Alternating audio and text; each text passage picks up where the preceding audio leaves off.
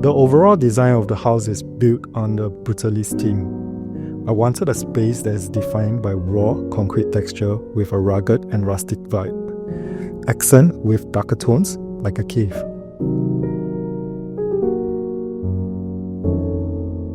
As a project manager, I have built a number of houses and I want this space to be unique and different to what I had usually done.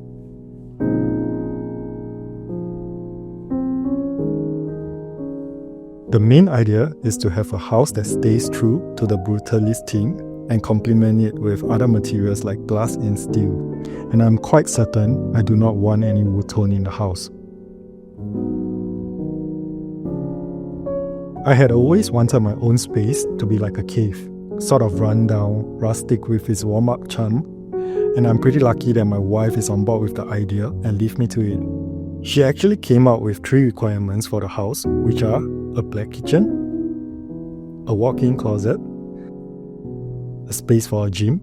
So I have to work around the space and see how I can implement it since we have limited rooms which are all situated at level 2. My family and I have stayed here for a year now.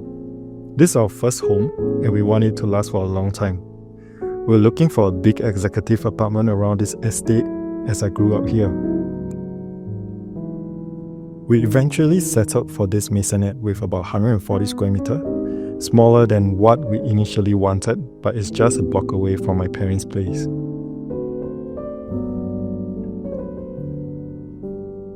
We do not have any particular requirement for the entryway as it leads up to the kitchen, which was once closed out. There used to be a spare room right before the kitchen too. We decided to demolish the spare room and have an open kitchen instead so we can see the entire area upon entering.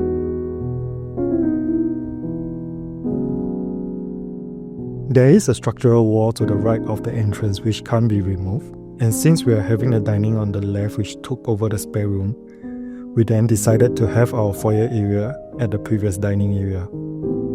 This is where we get ourselves ready to head out so our shoes are all displayed here. We decided against the traditional shoe cabinet, so we kept it open to showcase our shoes. Drawing inspiration from retail shoe displays, we want this space to have a little more wow factor, so we ditched the traditional shoe cabinet and worked with aluminium sheets. There are many ways we can display the shoes, and we want to have ample space for more shoes in the future. We also added a stainless steel bench for us to wear our shoes, and it also complemented the aluminium shelving. It added more similarity to the retail-like experience.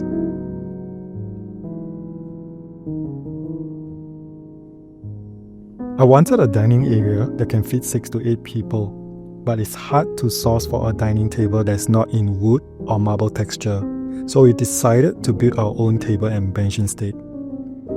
The table and bench was built from scratch with a concrete casted for the top and brace block as the base. It allows the whole setup to feel grounded and assimilate with the overall theme.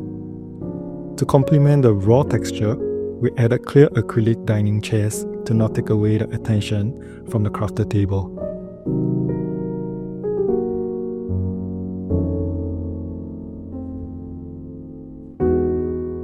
I had always been drawn to a long island that can incorporate both sink and hob with sufficient storage. The bathroom was removed from the kitchen, which allowed us to have a space for a dry pantry and a yard at the back for our washer and clothes rack. To separate the space, we added brace block behind the dry pantry, which allows light to come through as the only window around the area is at the yard.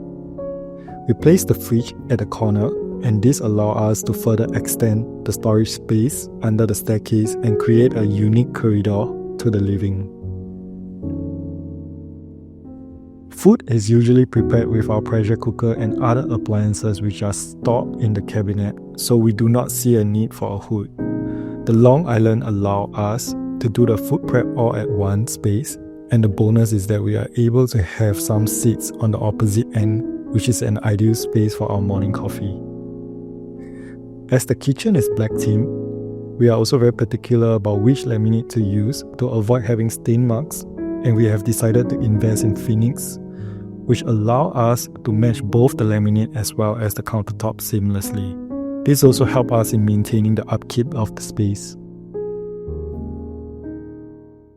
Before we continue, we want to share some exciting news about Nava Grove, the newest luxury residence in Pine Grove. Nestled within a vibrant green landscape, Nava Grove offers a relationship between people and nature. Enjoy stunning views of Clementi Forest with nature-inspired facilities like freeform lagoon and wellness pools, forest dining, and forest walk for a tranquil lifestyle.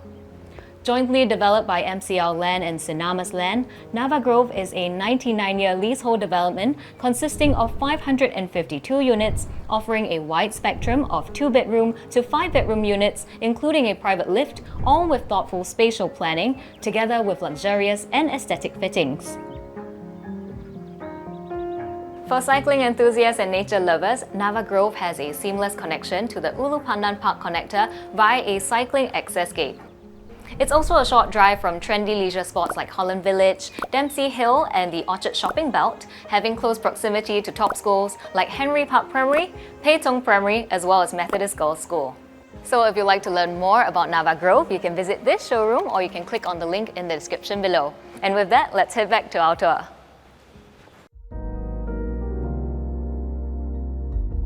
For the living room, we wanted a space that allowed us to wind down comfortably and also be able to host our friends and families.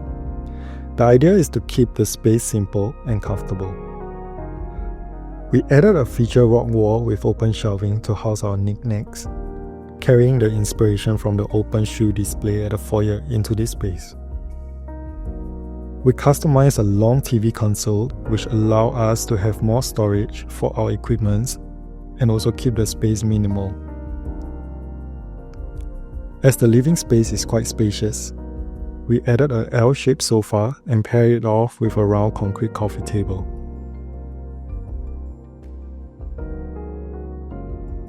We wanted to have the balcony as a separate space which allows us to chill by the window with coffee. It's like the quiet corner of the whole house where we can sit down and relax when we need it. We also erected a concrete ledge so that we can wind down or work at the balcony while enjoying the breeze from outside.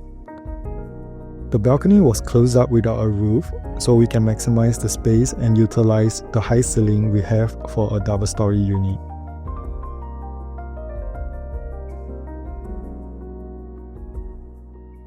We kept the work at the staircase to the minimal with screeded floor and added round partition panels over the existing railing.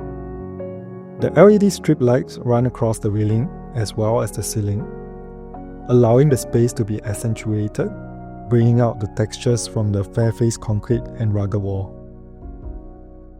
We added a red balloon pendant light at the corner, which was originally meant for my daughter's room, to introduce this playful element into the space.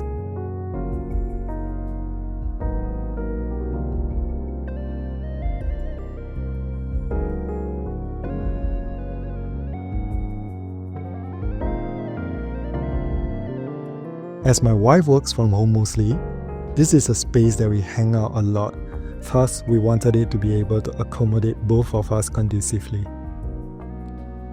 We removed a portion of the wall facing the stairs and added glass panels and glass blocks to let lights through to the space.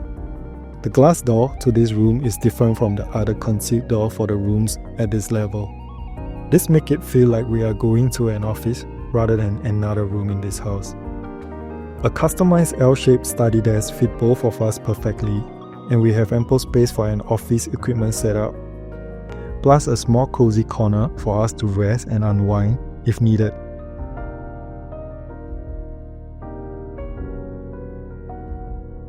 Our daughter's room is the brightest space of the entire house. It took us a while to get this shade of pink, and it's all worth it as it brightens up the space during the day. We want to keep this space simple with minimal built-ins so as to change out the space easily once she grows older.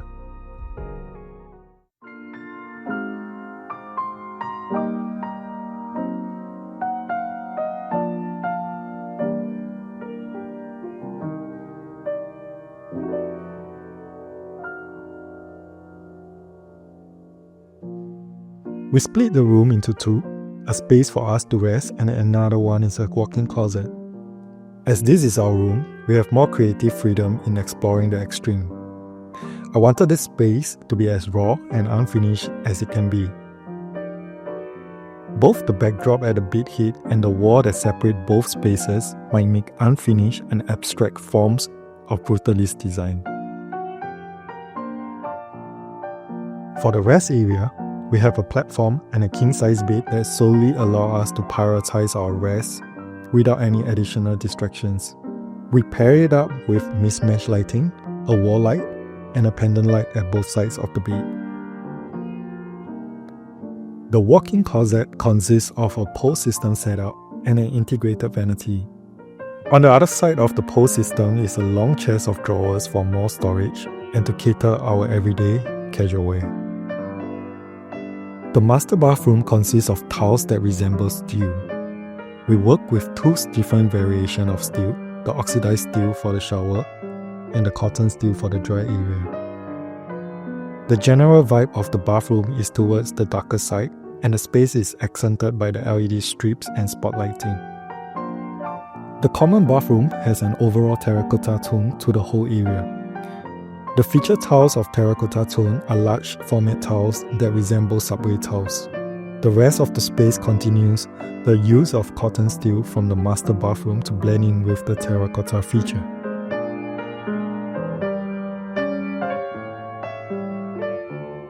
There was some concern initially about the childproofing and how our child will settle in with the stairs and raw edges around, but nonetheless, she settled in well to quell all doubts. We are really happy that this is a space that is crafted out by ourselves. This is a space which has been carefully thought out, and every area has its own feature and identity which is uniquely ours. I had a great time building this place, and seeing how we did up the space true to what we have in mind is the greatest blessing. This space truly felt like home for me, and a home that not only looked nice, but felt nice living in it.